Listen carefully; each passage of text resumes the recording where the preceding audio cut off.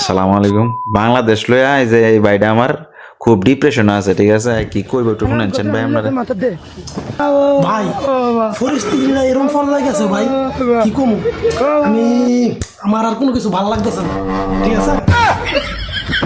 বাংলাদেশ যে টিমটা এটারে নিয়ে আফ্রিকার এক জঙ্গল গলায়া হ্যাঁ করে বড় বড় যে আফ্রিকার ফিফরা আছে না জিতেছিল। শালার কোথায় কামটা দেন, কি কমু 3টা দিন ধরে চুপ করে রয়েছি। আর কিছু মানে ধৈর্যের বাদ ভেঙে গেছে দেন এই যে অবস্থা।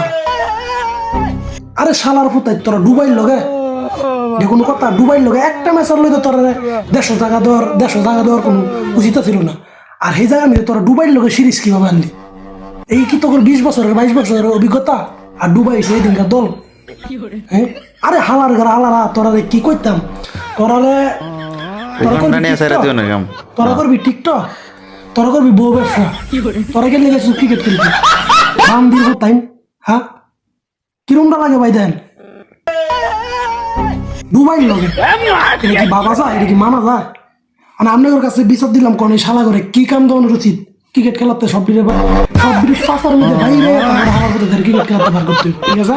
সবাই একজুট হন, কি করবো করেন, ঠিক আছে? আসসালামু আলাইকুম, ভালো থাকবেন।